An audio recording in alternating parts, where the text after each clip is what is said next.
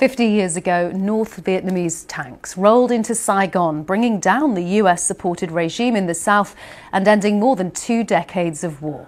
In Saigon, now officially renamed Ho Chi Minh City, they've been celebrating Reunification Day with parades and fireworks. Our correspondent Rupert Wingfield-Hayes is there in Ho Chi Minh City. Rupert, what have the celebrations been like?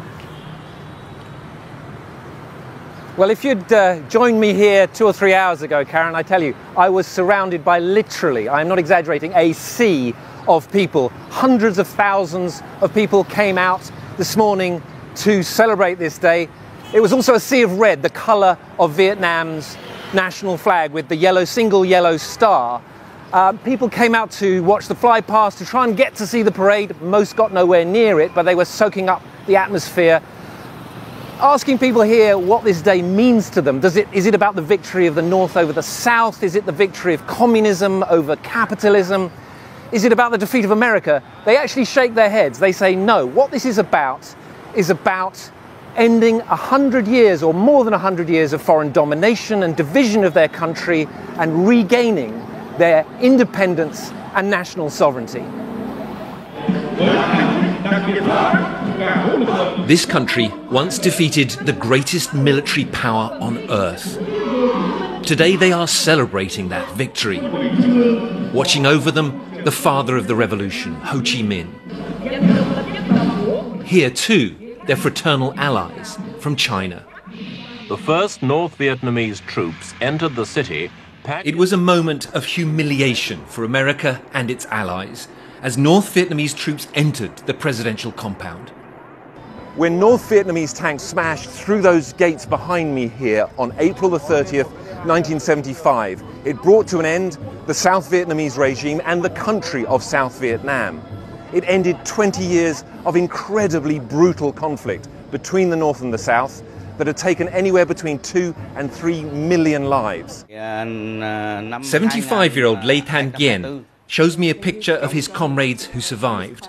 Many others did not. He himself was badly injured 4 times. Many of our comrades were lost, he tells me. There were battles where it seemed like we would all be killed. But somehow, some of us survived. And in the end, we achieved victory. They achieved victory, but their country lay in ruins. In 4 years, the US had dropped more bombs on Vietnam than on Japan and Germany in World War II. They're still exploding today. In the forests along the old front line, the painstaking work of finding unexploded bombs never ends. Oh, okay, so it's that round ball it is black? This team is from MAG, a British-based charity funded with US money. My uncle lost his legs and an arm from an unexploded bomb. I want to stop this happening to other people. Back in Ho Chi Minh City, they're getting into the festive spirit, even those born long after the war ended.